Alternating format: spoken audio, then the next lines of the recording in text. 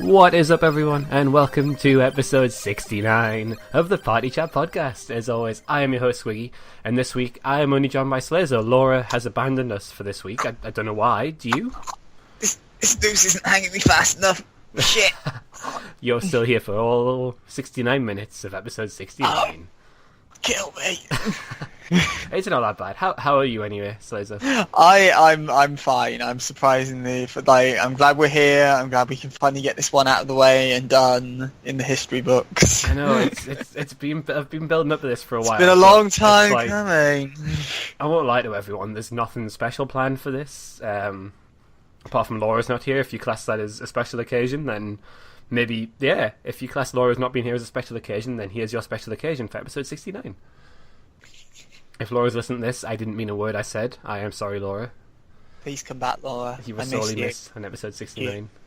Come back. So anyway, a little bit of housekeeping before we start. This is the Party Chat podcast, brought to you every Wednesday by Retro Remastered. You can find us on iTunes and all other podcasting services. We post 9 AM on the Wednesday morning at retroremastered.com, and then we also go live on YouTube. If you just search for Retro Remastered on YouTube or Party Chat podcast, you'll find us.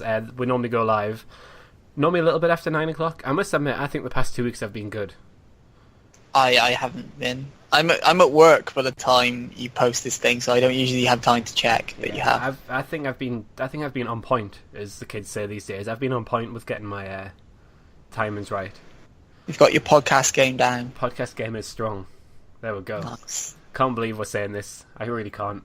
This podcast We're showing how hip and down with the kids we are on this podcast. Yeah, podcast 69, by the way. So anyway, let's jump straight into the news like we do every week. I've got 6 items on the list. A lot of a couple of them are sort of linked. 6. I know, 6. A couple of them are linked together, but we'll start at the beginning, which is a very good place to start, with some Nintendo Switch news. So Nintendo's announced a few opportunities for you to get your hands on the Switch before it releases in the UK. So they're holding some events where you can play it, basically, but these events are only going to be in Birmingham, Manchester, and London. So none for us then. Yeah, so if you're from the north, no chance. If you're from the south, you can go everywhere, really. So the tour starts on Friday the 10th, I believe. Yeah, Friday the 10th to Sunday the 12th in Birmingham. And then it's only got 3 stops. It's not a long tour. Yeah, but it's called a tour. Friday the 10th to Sunday the 12th is in Birmingham. Then Friday the 17th to Sunday the 19th is in Manchester. And then Friday the 24th to Sunday the 26th, they are in London. You can play Zelda Breath of the Wild, Splatoon 2, I'll say that right eventually, Mario Kart 8 Deluxe, ARMS, 1-2 Switch, and Snipper Clips. You also need a ticket to get in. Tickets are free, but you need to book them, sort of thing. It's brilliant. And then you can be like, I love this console, can I pre-order it? And they'll just laugh at you. Well, I've noticed that a lot of places are tweeting out now they're getting extra stock in. Yes. For launch. This is about how normally it goes. So because I know when I pre-ordered mine, the day after my local game tweeted saying that was it, they were done, and now they've been tweeting again saying they've got more stock in for launch. Yeah, so. well, I got just in on mine as well. I think it was like the morning of essentially the day they ran out, but now they've gained some more, and so I'm like, cool. I have no need to worry when I rock up. I know. I was a little bit worried. 3 weeks, 4 weeks, it'll be 3 or 4, something like that. Just under a month. It'll be 3 weeks. 3 weeks after the podcast goes live, I think. 4 weeks. Sorry, 4 weeks. Yeah. So if I'm not around for Party Chat podcast like 73, then you know where I am. You've got to be there because that's going to be our our Switch impressions. Is it? You are getting it day one. Yeah. So I've got this all planned out. So the week before is going to be our Wii U memories because it's the last one before the Wii U's dead, pretty much, and then the week after is going to be our Switch impressions, and Laura's just going to sit there. Yeah, I mean, if she turns up. Wow. Really? Hi, Laura. I'm sure she's got some impressions on the Switch. Yeah, probably. So that's if you want to get your hands on trying the Switch before it comes out. Some decent opportunities there. Obviously, it's a bit disappointing, from a northern point of view, that there's nothing up here. We do exist up here. I mean, we say it's disappointing from a normal point of view. I sure hope you don't live in Scotland, because, boy, Edinburgh, what's that? Never heard of that place. Yeah, well, they're beyond the wall. So... This isn't America. Well, yeah, good point. Do you know an interesting fact? No. You don't really care. Do you know how I say they're beyond the wall? If the wall was built in the same place as last time, I'd be in Scotland. The wall is like What? 2 minutes from my house, like where the wall used to be. Hadrian's, Yeah, right, Hadrian's okay. Wall. Yeah, if they built the wall, like when I was I was saying... blanking there. I was like, I was what like, do you what? mean if Game of Thrones was overlaid over our country? Yeah, What? if it was like that, yeah. No, but yeah, Scotland's beyond the wall. You know, they can't play the Switch. I mean, come on. They've just learned to walk. Sorry, Wow. Scottish Wow. listeners. I'd rather be Scottish than English, mate. I'm only joking. I probably would be at this moment in time as well, to be fair. Yeah, if you're going to those Nintendo Switch hands-on tours, you know, tweet us at Retro Mustard. Let us know what you think, and we'll retweet some of your opinions and maybe talk about them in a future podcast. Next on my list... We're blackmailing you for your views here, kids. Yeah, pretty much, yeah. Slazo will pay you as well. Sure. I mean, no, Laura will pay you. If you tweet at Laura or Law and say that we sent you and that she owes you money, she'll pay up, don't you worry. I'll give you a shout out in an episode of Saturday Morning Switch. Do it, yeah, she doesn't know. This is really a test to see if she listens back to these. So, But go on. Anyway, next news item is to do with FIFA 18. Obviously, you're... Oh boy, Not I'm gonna just be- gonna... I can't clock out now because I can't just pass the buck to Laura. No, okay. you can't chill for a bit. So, on. basically, FIFA 17 saw the Journey mode added to FIFA, Yes. which was when Story mode. basically story mode, yeah. What's going to happen is Journey mode is returning for FIFA 18 with Season 2.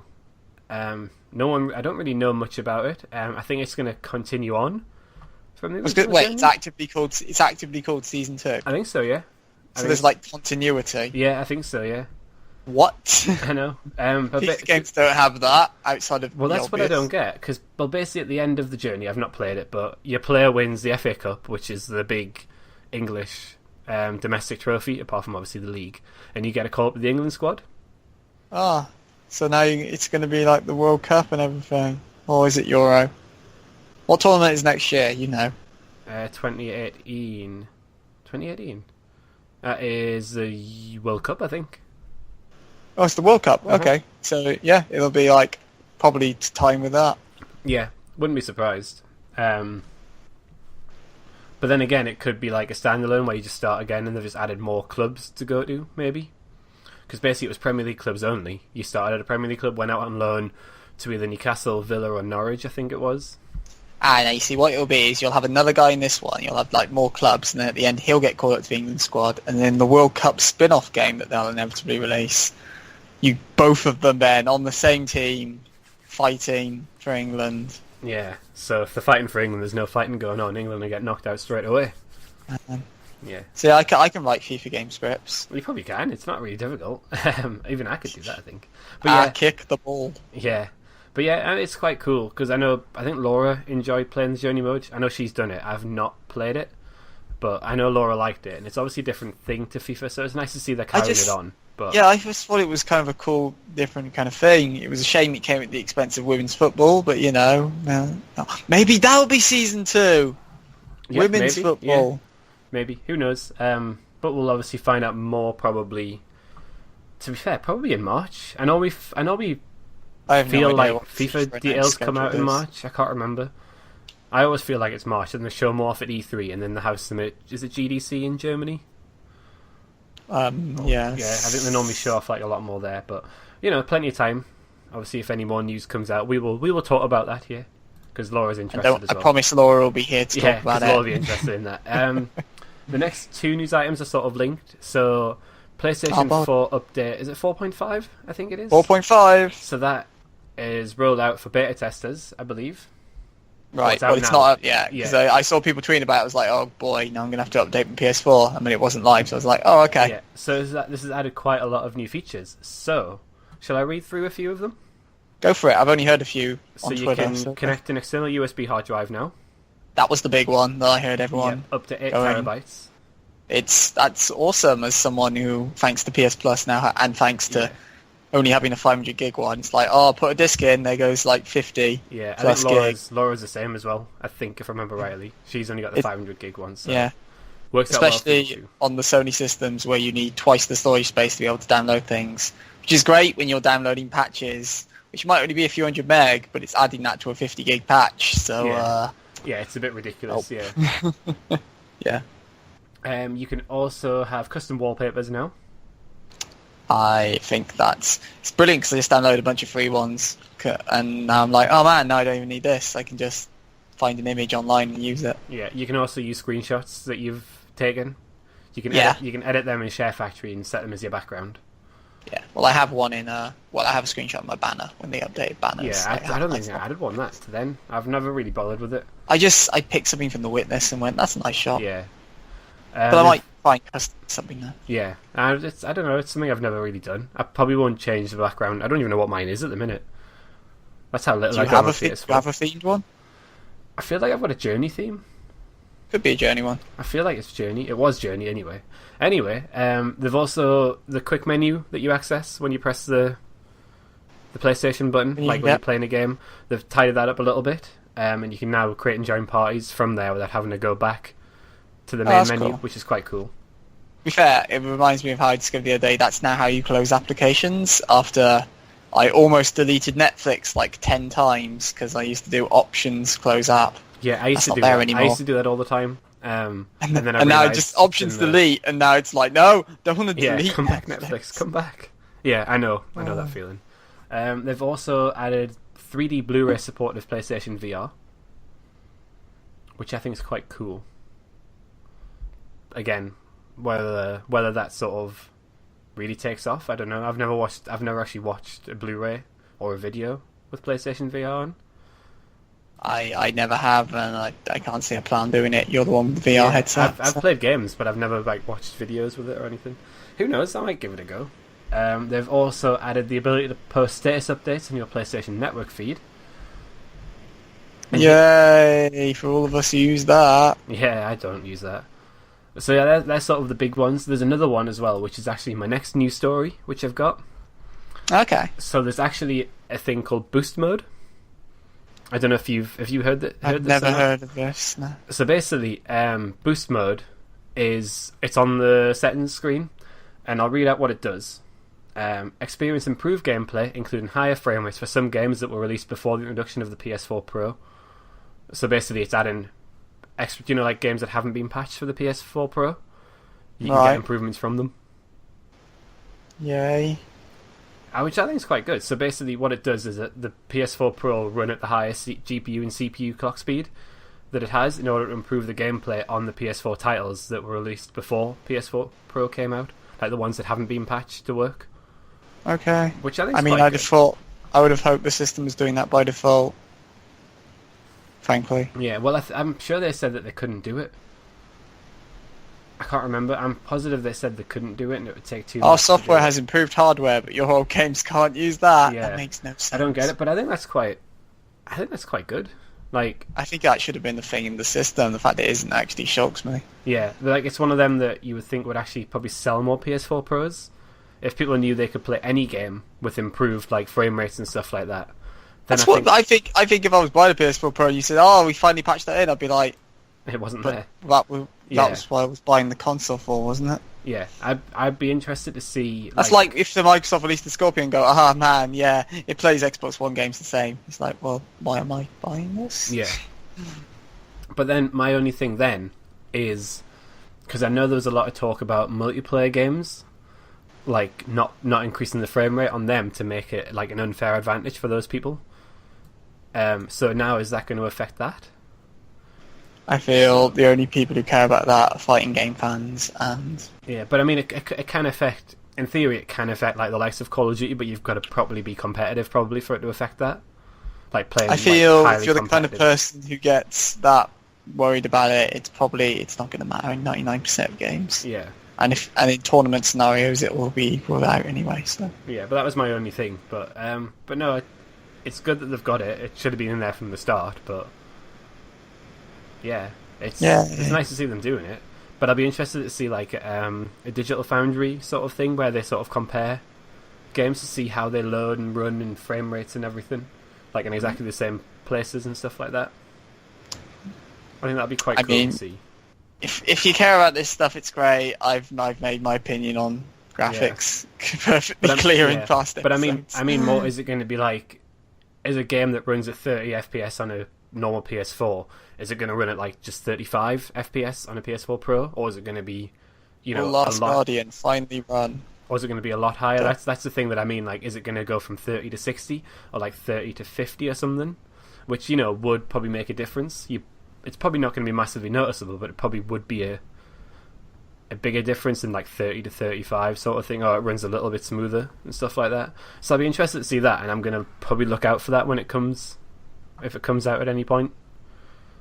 But no, I think it's. I'm glad someone thinks it's interesting. I do think it's quite interesting, but that's just me, obviously. So yeah, that's you and like, Laura. But... yeah, so that's all of the PlayStation 4 update news for update 4.5. It's probably going to drop.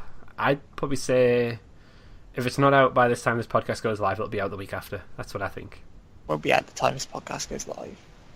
Well, that's what I mean. If it's not out by the time it goes live, it'll be out. It won't be. It'll be out the week after. Yeah. So stay tuned for that. Next is the PlayStation Plus February game lineup. Woo! I love my freebies. Yeah. Well, now that you can use an external hard drive, you can man, have all these freebies installed. But I've got to go buy another external hard drive. Yeah, that's a good point. But it is probably... No, I will not talk about that. That ship has sailed. So the big game for PlayStation Plus for the PlayStation 4 is Little Big Planet 3. Yay!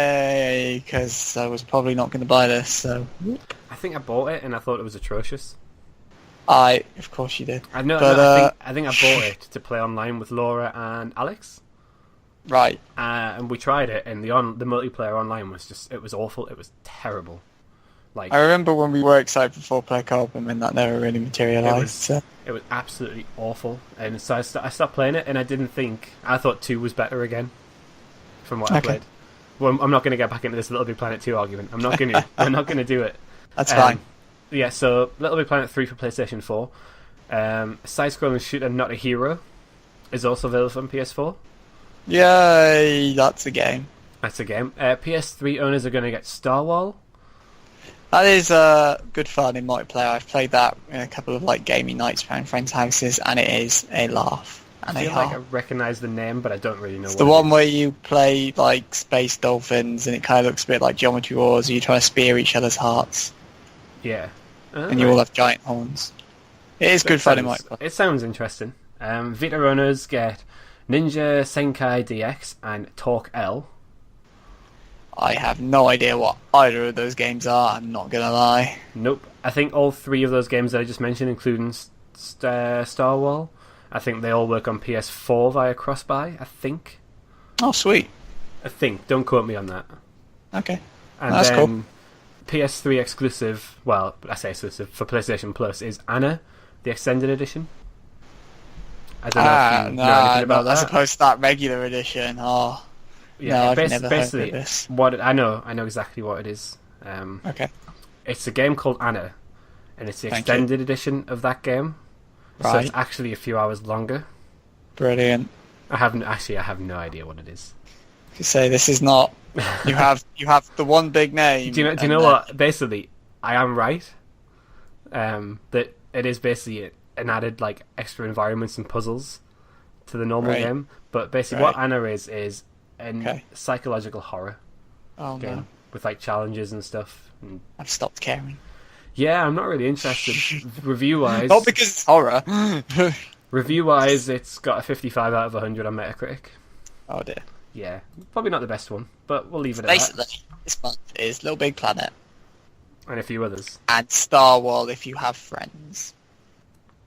I'm still waiting for Knack. That'll be the month. Now that Little Big Planet, is this the first big title for PlayStation Plus? No. Has there been other ones? Because I can't remember what gets released. I mean, Metal Gear was on it at one point. Was it? Ground Zeroes has been on PS Plus. That's a 20-minute demo, that. Bloody Injustice was in the first year. That was a good game. I was never going to play it until then. Anyway, Yes. maybe I'll download Little Big Planet 3. There have been notable games. But this is the one. This is the one that jumps out at me the most. But I don't know if it's because it's like a first party one. Maybe. I think this might be the first proper Sony one we've had on there. But yeah, no, you'll get Knack when Knack 2 comes out. I'm still waiting. I'll be waiting for Knack. Anyway, speaking of 2s, so DICE DICE revealed some details about Star Wars Battlefront 2, which will be coming out in probably November this year. Oh, brilliant. Tell me more about Star Wars. It's my favourite thing. Are you ready for this? Oh, I am. Oh. So basically, what's going to happen with this Star Wars Battlefront, there's going to be a single-player campaign. Is it a War in the Stars? Probably, yeah. Oh. There's going to be a single-player campaign, like, from the start, and it's going to have multiple Star Wars eras, so it's going to have prequel, sequel... Before retcon, sequel. after retcon... Well, I don't know, I'm just waiting to play as Jar Jar Binks, to be honest. That's all I'm waiting for. Hey, man. No, don't diss Jar Jar. He's the greatest. All I'm waiting for. That's all I'm waiting for, to play as Jar Jar Binks. And do you know what? I am never going to get past the levels as Jar Jar Binks because I'm purposely going to execute myself. Not in real life, but... Wow! Jar Jar Binks. But saying that, if he makes a stupid noise when he dies, maybe I'll have to get through the game without dying instead. Oh, God. It's motivation to not get hit, because then you don't have to hear his grunts of pain. Oh, in that case, yeah, maybe. Apparently, though, this is like... Obviously, I think you know this is going to be a big game because of like it taking place across multiple eras. You know, you've got like the Clone Wars era. It's £50, so one would hope. No, but I mean, like, whereas the last Star Wars Battlefront only took place across the original trilogies, the ones that came out first, I believe, and the Rogue One DLC, I think. Whereas this one's gonna, like, you would assume it would take place, you know, episode 1, 2, 3, 4, 5, 6, and 7, and maybe even 8 for DLC. So there's going to be quite a lot of them to focus on. And if they're doing story as well, like, I could imagine it being like jumping across different parts of the movie franchise for like different like stories from there as well. So it could be like quite a... But hasn't the old stuff been done to death already? Like, it has, but it's, I don't know, it's one of them where I think... Do you really want another pod racing level? No, I don't want pod racing. Pod racing can go. If I was pod racing, I would make sure I'm pod racing with Jar Jar Binks and I would crash and blow up the pod racer. I get the feeling you don't like Jar Jar Binks. I'm not sure why. I don't like Jar Jar Binks at all. I thought he was the most annoying Star Wars character in the world. Actually, I tell a lie. Anakin Skywalker in Episode 1, he was quite annoying as well. I feel the entirety of the prequels were annoying, but... I like the third one. Of course you do. The third one was alright. The second one was awful. First one was awful. But no, it's like, I think EA have got DICE, Motive, and Criterion working on it. So, like... Poor Criterion. I know. So maybe they're doing the pod racing part? Oh, I hope not. Oh, why did I say that? Grace. Why did I say that? Oh, no.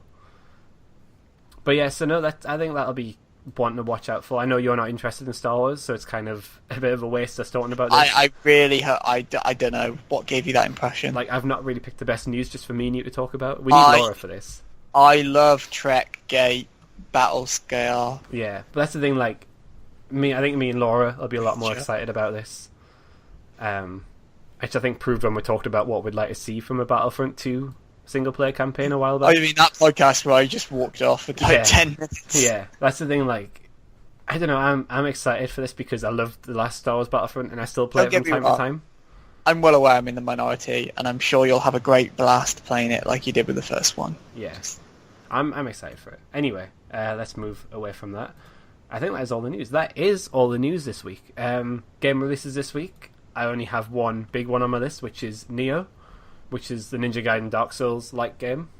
Yes, I'm not into this, but I've seen lots of people who've been playing the demos and keeping up with it, getting very, very into it. So yeah, it's getting good reviews as well. Like, I just thought it was going to be one of those games that it might get an 8 here and there, but majority like 6s and stuff like that. But it seems to be getting... I knew it was going to review well. Decent reviews. Like, it seems very much kind of only if you're really into that genre. Yeah, it's one of them. I've been... I want to give it a go because it looks... You don't. Squiggy, you don't. No, this is my thing. I want to give it a go because you barely played Bloodborne. No, if you let us finish, Slazo. Basically, I want to give it a go because how it looks, but then because I know a lot of people are saying it's basically It's basically a Dark Souls game, but from the Ninja Gaiden people. And I have played Ninja Gaiden, and that is one of the most difficult games I have ever played, as well as Bloodborne. What's the original? Was it the original? I think it was the one that came out on PS3. Oh, maybe? that's not the original. No. So that's what I mean. If you add in the fact that it's from those people, and a game based like Dark Souls, Bloodborne, and I sucked at Bloodborne, I sucked at Ninja Gaiden, I am not going to do very well at this game. This is going to be a game I'm just going to probably watch videos of. Because it does look really cool, and if I was good at those games, I very probably much would. appreciate its aesthetic. Yeah, So. that's what I mean. Like, it's a game that I want to try, but I know that I'm not going to get very far, so it'll be a waste of money if I do. Yeah, that's fair. Yeah. Especially, like, for me especially, as I've just had, like, a month where there's a ton of games coming out that I wish I had the money to buy all of, but nope. I've still got games to catch And there's up still from more last to year. come, there's stuff like Horizons, not that far away now. So. Yeah, that's the thing, like, there's a lot of games coming out next month onwards. Yeah. So, yeah, I'll have to give it a miss. I'm disappointed to give it a miss, but I think it's for the best. I think it has to be for the best, to be honest. Yeah, definitely for the best. It's for my best, I know that much. It's for my benefit. The stress I would have from that game. Oh, some talk about that. Anyway, plugs this week. So you've got another video out of Saturday Morning Switch. Saturday Morning Switch, proudly. I'll let you go on. You take it away. Thank you. So Saturday Morning Switch proudly carries on to its 4th ever episode, as I'm so fond of saying. And this week, despite the fact that both the thumbnail and the hashtag say Snipperclips, it's not just about Snipperclips, it's about all the indie games coming in like the first month or so of the Switch. So there is Snipperclips, Nintendo's kind of game that they've taken under their wing from an indie and crafted into something really kind of cool. But there's other stuff. There's Fast RMX for the F-Zero fans. There's The Binding of Isaac in like the most complete deluxe version yet. There's Shovel Knight in the most complete deluxe version yet. Oh god, I've got to remember the rest of it off the top of my head. There's I Am Setsuna, which is cool, but you've probably already got it elsewhere if you're interested in it. And there's a couple of other games as well. So yeah, I break down all the cool indies coming in the first month and give my thoughts on whether they'll do great or not so great. So yeah, if you're interested in what you can download for when you've finished Zelda and Bomberman and 1-2 and whatever else you buy. Basically for the in-between part of Mario, before Mario Kart comes out. Pretty much. So yeah, check that video out and then come back on next, in 3 days' time this Saturday for the one that everyone's probably been waiting for, The Legend of Zelda. Tell me more. You'll have to wait till Saturday. No, I'll give this one. I said before we started, I haven't watched this. I will watch it because you're terrible, Squiggy. No, I just never got round to it. I forgot. It's 5 minutes, Squiggy. It's 5 minutes. I forgot to though. I've been busy. I'm a busy bee. But yeah, I'll definitely give that a watch because I am interested in sort of some of the indie games coming out for the Switch because I'm not, apart from Zelda, I'm not really interested in any other of the big games. Snipperclips is certainly the one to look out for then. Yeah, if you're only getting one. That's multiplayer probably again. I think it works as single player. I think you could stand alone. If you could do it as single player, then that'll be. But it probably again works better in a multiplayer situation. It's designed for 2 people, but you can probably get. That's my but you can probably get away with one person. I'll give it a watch, see what I can. Actually, no, I'm not because you'll probably make us buy more games. We just spoke about this. I don't want to buy games at the minute. What a crisis! I know, what a crisis. You're buying a Switch, Squiggy. No, that's the problem. That's money. If Nintendo would like to give me a Switch for free, just at me at Geordie Squires and we'll talk. We'll do business. If Nintendo would like to give the person who's been giving their console free promotion for a month, tweet at Geordie Squires and I'll put you in touch with them. What about you, Squiggy? Anything coming up on your end? I've got my Call of Duty video review discussion thing. I still haven't finished typing it up. I had a memory blank halfway through. I'm not even going to lie. I've got the first half of it done, and then I had a memory blank halfway through typing the rest of it out. So I need to go back and play a little bit more of it again to be able to finish that all off. But no, it's going there. Like, I think everyone knows by now I enjoyed it, so it's just getting that all down about what I enjoyed and why I enjoyed it more, sort of thing. I like the bit where you shoot the people. It's good shooting the people, but where do you like shooting them? Do you like shooting them in space, on your feet, in the air, in a jackal? That's the thing. You see, there's so many choices.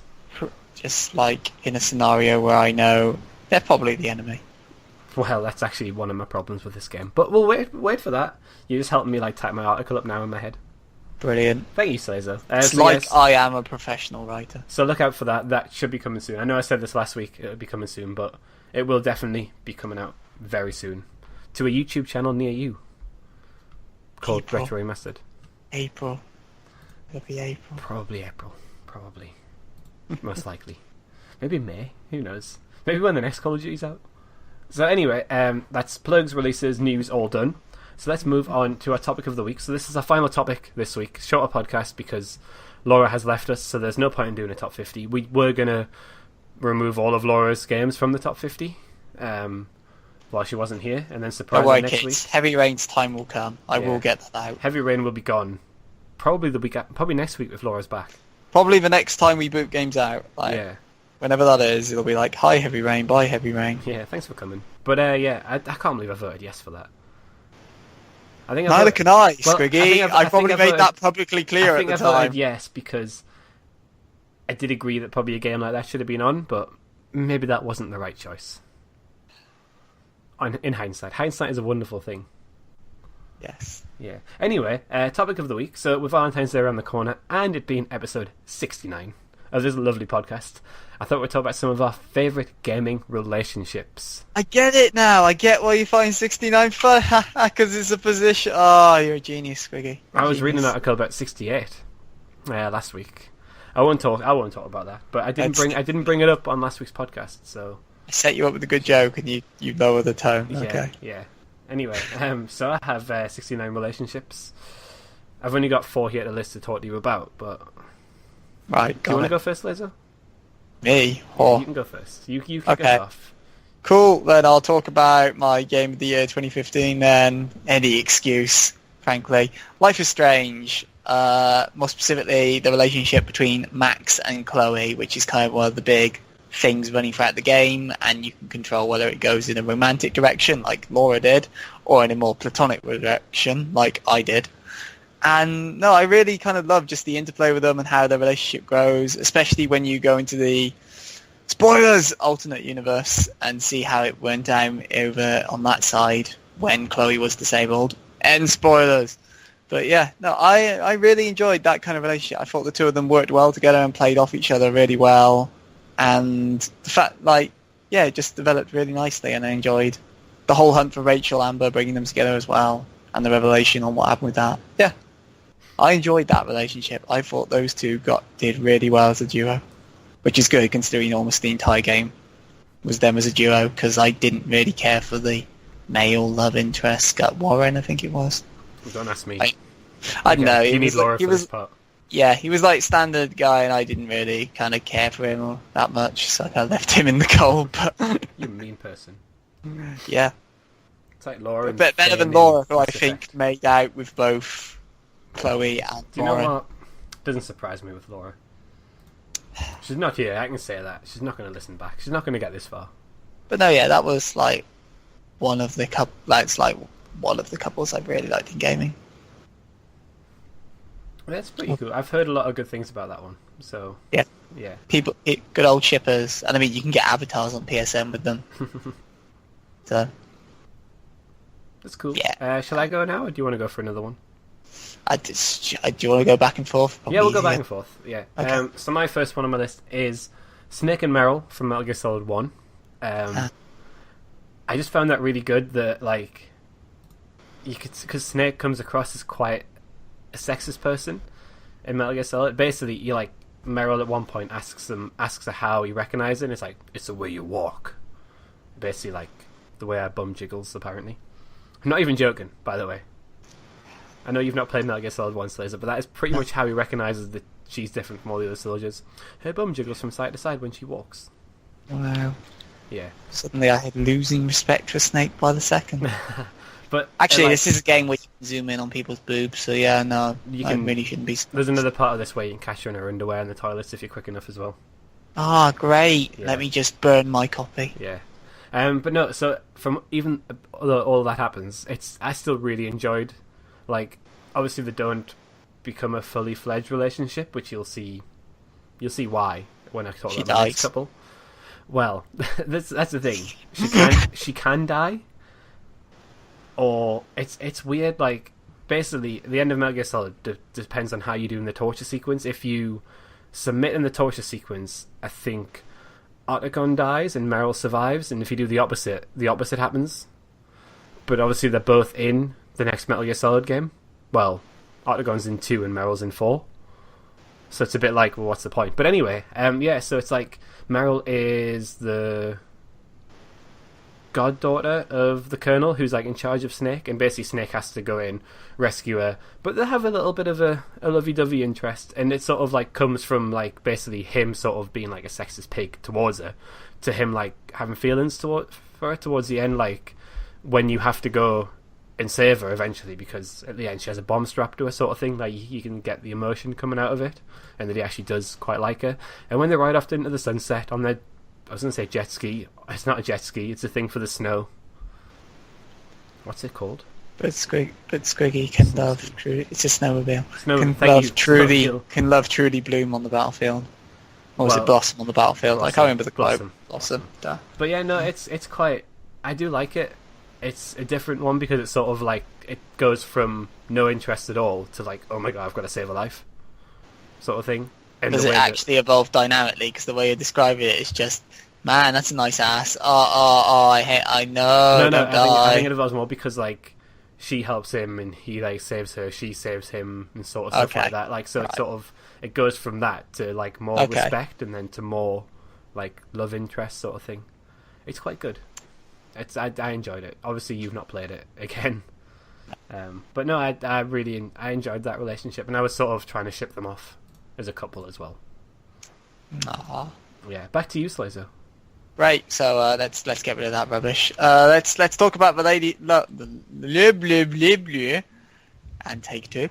Let's talk about the love between a fish lady and a dinosaur. I, of course, talking about Undertale and Undyne and Alphys. Oh my god, the two of them are so adorable together. It's unbelievable. Like, you have this feisty, I don't even want to say tsundere, just like complete, like probably the most aggressive, like self-assured character in the game, who does it all like to defend her species, all the monsters who live in the underground. In Undertale, so Undyne representing all of them. And then there's this silly, goofy little dinosaur who likes anime and manga and built a talking robot to be her friend. And it's so, the two of them so adorable, because you've got Alphys constantly stumbling over her words when she's around Undyne and trying to sound cool but failing, and then the game making several jokes about how, they're about to kiss. No, something happens. And it's brilliant. Like, it's the fact that this game can pull off romance so silly and so crazy, and you still root for them all for it. It's just, yeah. Undyne and Alphys, man. You have to play it to get what I'm saying, because you probably think I sound crazy talking about fish and dinosaurs. I have no idea what you're going on about right now. It's the greatest. It's the greatest, man. I tuned out for 5 seconds, and next thing I know, you're talking about fish in a relationship. Yes. And it's like, no, the only time I see fish in a relationship is when I have 2 bits of fish on my plate. Undyne is a brilliant role model. But yeah, I really like that. Like, Undertale has like lots of various relationships of different kinds, but amongst them all, the one between Undyne and Alphys kind of stands out as you would never ever expect this, but it's so adorable and amazing, and you just want it to succeed in the entire game. So yeah. It's a game that I've not played. A game that I probably should play, but yeah, I've not played it. I will get around to it eventually. It's on my list. It's on my wish list on Steam. It's wherever you're watching this, the image for this week's podcasting comes from. It's from Undertale, although that's neither Undyne nor Alphys. That's from a completely different scene. I've not actually seen the image yet. I'll check that out after we finish this part. Yeah, I'll check that out. Should we go back to me now? Back to you, Squiggy. So my next one is another Metal Gear Solid one, and it involves Meryl again. She gets around a lot. This isn't helping my opinions on this game. So this is Meryl and Johnny from Metal Gear Solid 4, and you've got to have played Metal Gear Solid 1 to get this reference.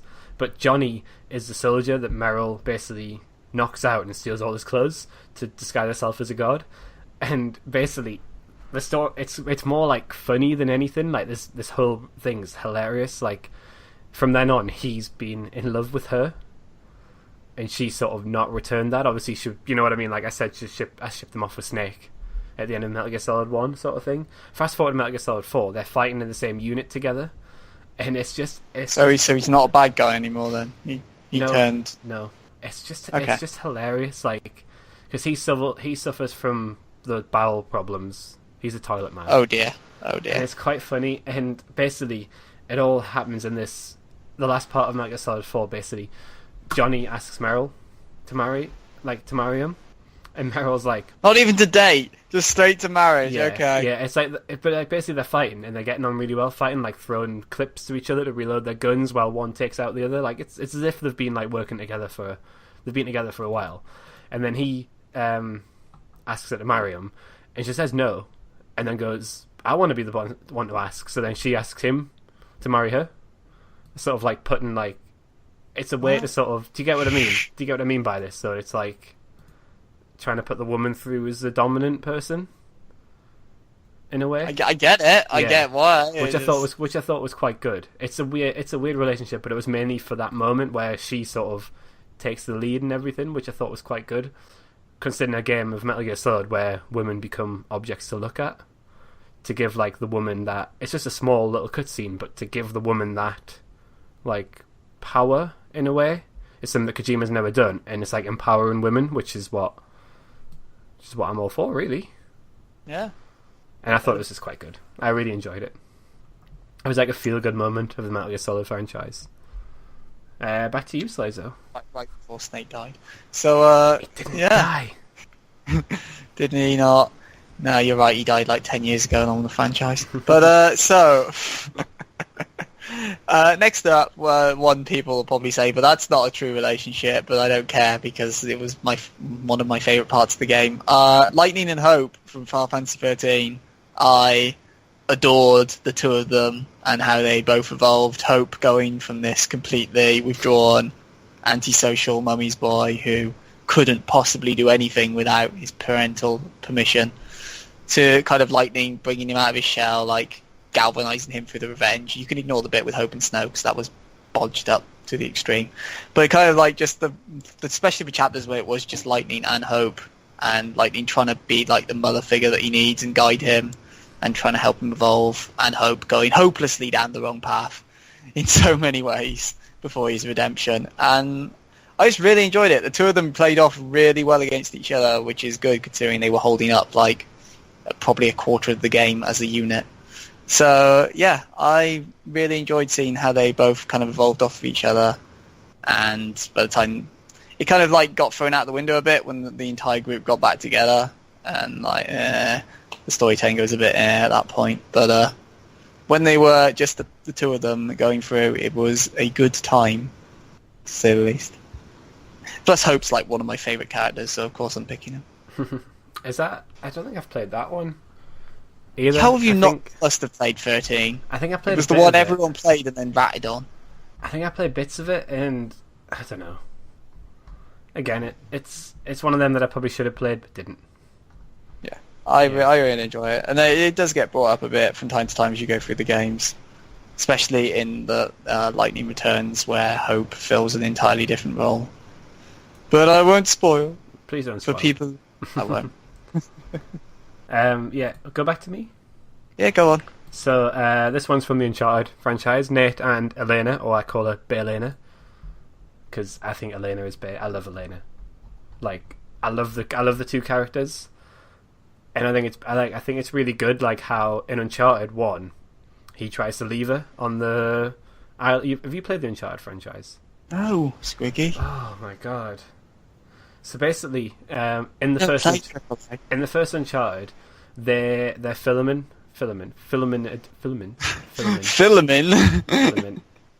They're recording a documentary, for like a little movie sort of thing. She's like the reporter, and obviously it's Drake's, like long lost relative sort of thing. Right. And it's quite cool. So like they then go back to this island where he meets Sully, and they go off together to try and find something and leave her behind. So you can imagine she's probably quite angry. But it's quite good because then she appears later on in the game, and like he sort of thinks that she can't do the stuff that he can do, like he's going to slow her down sort of thing. But then she just out of nowhere, she's like basically Drake Mark II. Like, all the climbing, the shooting, the driving, and everything. It's like, and then it just blossoms from there. Man. And it's quite good. It's like she's Lara Croft. Yeah, it's really good though. Like, because that's in the first one. In the second one, you see her a little bit, and you can like Chloe's in there as well, who's sort of like the other love interest, and you can see them getting a bit jealous of each other, and it's quite funny, like how they play off each other. And then in the third one, they're married. What, the two girls? Yeah, that would make it even better.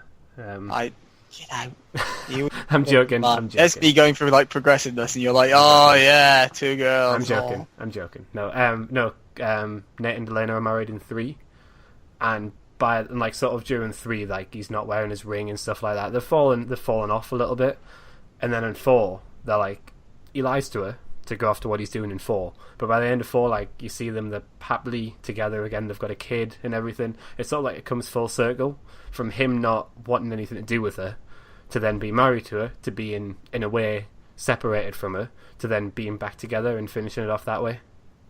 I think it's quite nice how it comes full circle that way.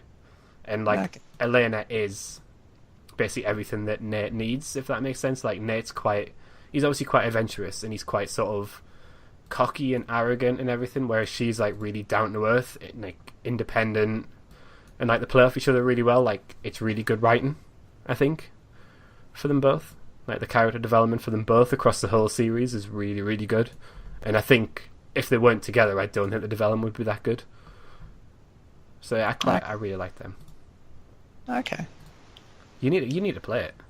You've sold me more on that relationship than you have the other two. I really think the character development in Uncharted is one of the best things about it. From like, if you play them all like quite close to each other, you can sort of pick up on it more. You play them all and you still remember what's happening. Well, no, because I played 1, 2, and 3 not long before 4 came out, so it was all still fresh in my mind. Whereas if you play them with the gap between, like if you play them when they came out and then not played them since, you might forget about it. But because I've played it all then, I've seen it. It's more fresh that way. But yeah, no, I really like their relationship, from like marriage to not marriage to marriage and kids and everything. It's great. It's really good. Go on, Slazo. Okay. Hit me with your next one. Me next. So continuing my stream of unusual relationships, because I'm leaving all the normal stuff to you. So Transistor next, and the relationship between Red and the unnamed bloke who dwells inside a transistor. This is kind of like one of the things that goes on throughout the entire game. How I'm going to spoil Transistor here, sorry kids. But yeah, basically you learn later on in the game that basically the guy who's in the transistor took a lethal blow for her, which is how the two of them ended up, and he ended up in the blade. And but either way, the point is, as they go on their journey trying to figure out what happened, because their memories are both kind of hazy, and Red's trying to figure out what happened to the city and why there's now weird robots everywhere, and the people who were trying to kill her, as it all memory just slowly starts coming back, and being coached by this kind of not really invisible voice, but just this mysterious voice in her blade that she can hear pretty clearly. And then it's kind of revealed at the end that, usually you can't hear people in the transistor. It depends on how strong your bond is. And kind of that revelation that the two of them are really intricately linked to each other. Especially at the end when... Have you played Transistor? No, don't be silly. Do you care about spoilers? No, it's okay, you can spoil it. I'll probably forget anyway. Great. If you do care about Transistor spoilers, stop listening for the next 15 seconds. Where basically she kills herself with a transistor blade at the end because it's all going to crap in so many ways. And the two of them live happily ever after. It's theorized in the kind of world that that exists in the blade, but who knows. But yeah, no, it's a really sweet kind of relationship that's built up over the course of like the 4 and 8 hours. And while romance is never the central theme of the game, it's a nice undercurrent that really kind of helps pull them together, especially in the ending. So yeah, and it's just I never really expected it. I didn't expect romance between the beautiful Red and a blade, but that's what you get in that game. It sounds quite cool. Yeah, like different.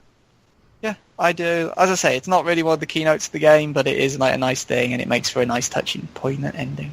Yeah. Poignant. There you go. Yeah, that's a word. Yeah. That's definitely a word. Yep. There you go. That's my vocabulary expended for this bit. Back to you, Squiggy, for the next one. So I've got 2 left. I've got 1 left, so that's brilliant. We've timed this really well. So I've got Dom and Maria from Gears of War 2. Now I know what you're thinking. Yeah, exactly. And it's like, I don't... Like, I think we both said this before the podcast when we were talking about it. I thought that her death scene was hilarious.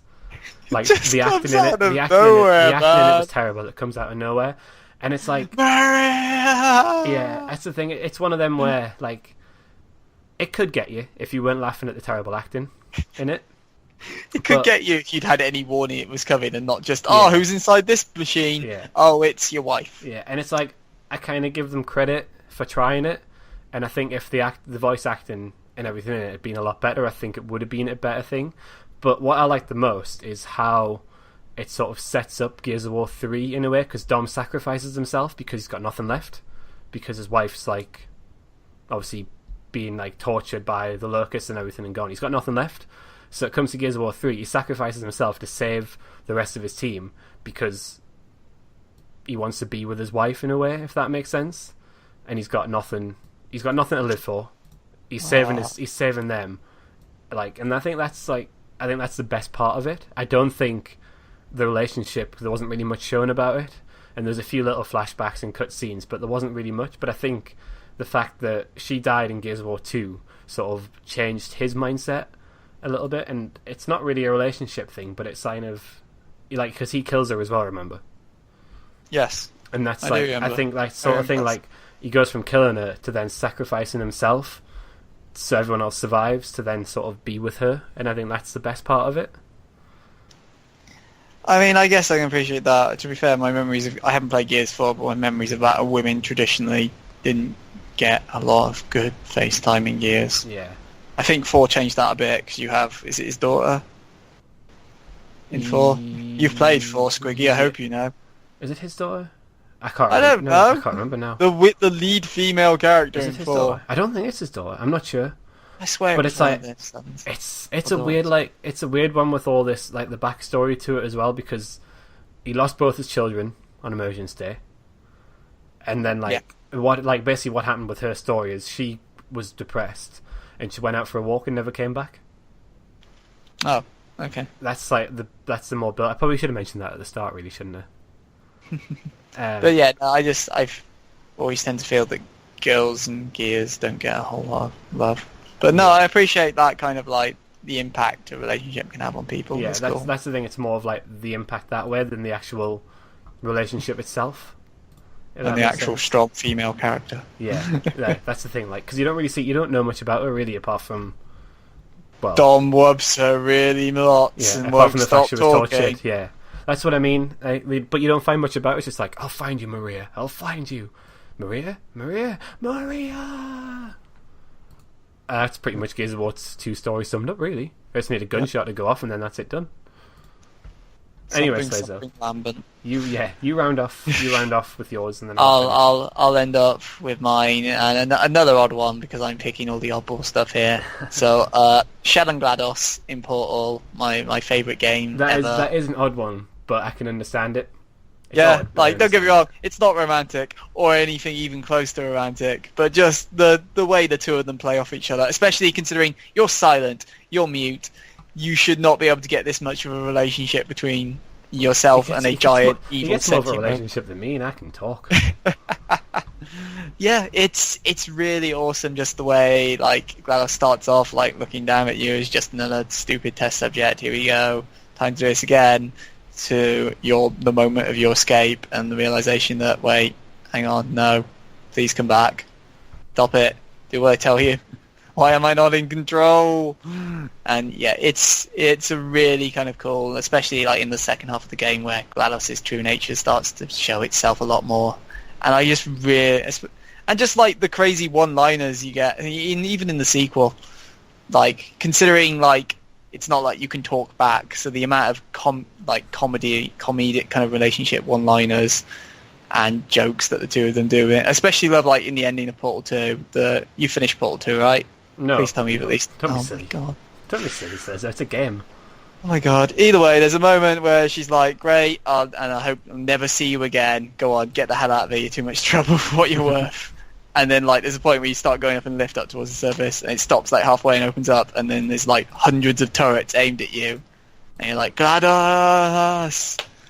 And then the turrets start singing and send you on your way. And you're like, oh man, she got me good.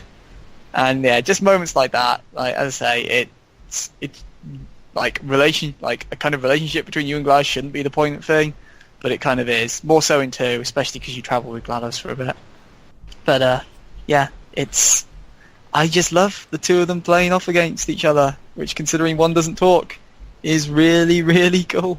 Yeah, no, I think is it in Portal 1 the same thing as well? Which bit? It's like GLaDOS is in Portal 1 as well, isn't it? Yeah. And you can see, like, even then, like, it's the sarcasm part that gets me, like, how sarcastic she is towards, like, you in the first game and stuff like that. And I really like... The following is a live fire course for military androids. Like, please take care. It's like, what? No, but I'm not a military android. Yeah, I love everything about Paul. So the relationship between Shell and GLaDOS I had to mention. Sorry if you were hoping for normal, like, relationships for me, or me to just pick out relationships from various JRPGs. Nope. So we'll finish off with mine. Mine is probably one I know you didn't expect it when I said it earlier. It is Jackie and Jenny from The Darkness. No, I'm not gonna lie. I was surprised you played The Darkness. I love The Darkness. It's one of them where, like, they're together when the game starts, but Jenny doesn't know what Jackie does. Like, doesn't know that he's, like, a serial killer, contract killer, pretty much. Not serial killer, contract killer, sort of thing. And it's one of them you can basically, like, hang out with Jenny at the start of the game, like, watch TV, watch a movie together, and I think you can actually watch the whole movie. Oh, If I okay. remember rightly, I'm positive you could sit there and watch the whole thing. So sort of like you can basically, like, have your relationship in the game and carry it on. And I think that's quite nice. And then, as the game carries on, doesn't Jenny get savagely murdered? I can't remember. I am positive she gets savagely murdered, if I remember rightly. And it's Lovely. sort of like, it becomes one of those things that, like, Jackie's out for revenge for it all. And it's like, it's a weird, like, the game becomes about the revenge for this sort of thing.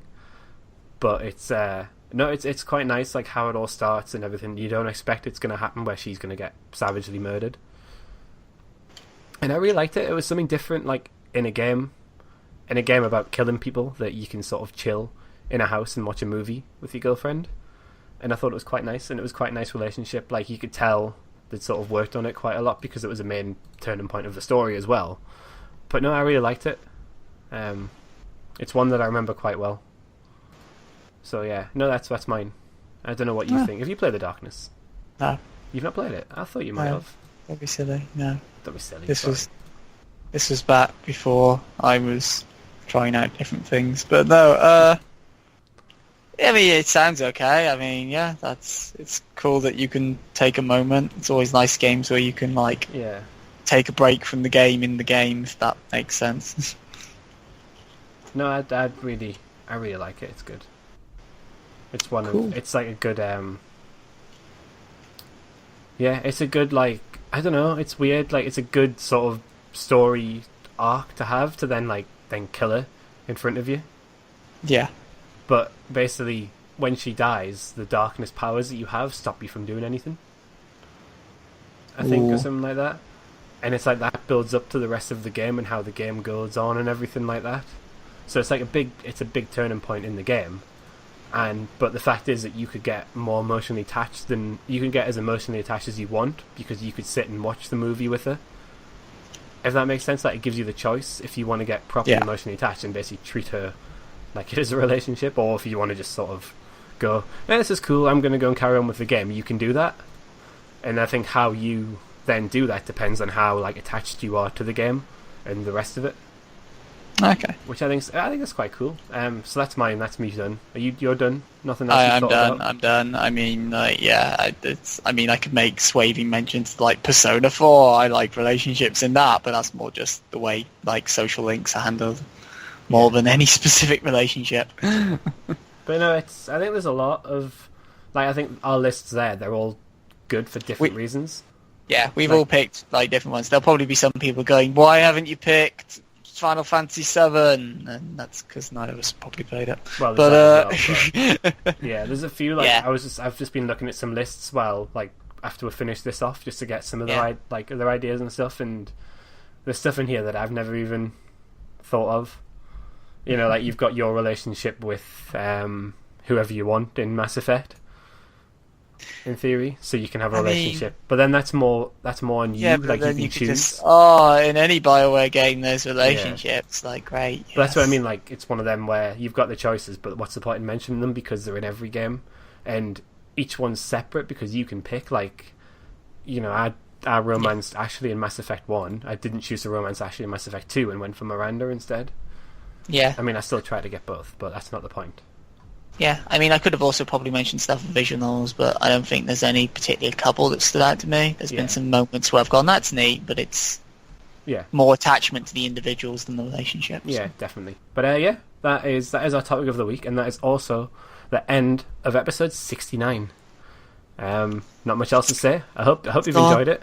It's over. It's over. My god. Yes. We're free, kids. What's next? What's next? I'm going to start Googling. Who knows? Yeah. They make numbers after 69? Well, I don't know. Find out next week when we record Party Chat podcast episode something. 70, I don't know. 70, is it 70? 70? I mean, I guess it might be. Yeah. Who knows? Maybe we'll just change it completely. But yeah, this has been episode 69 of the Party Chat podcast. It's been a pleasure. I hope you've had fun. We've had fun. Thanks for listening, and we'll see you next week. Au revoir. 69.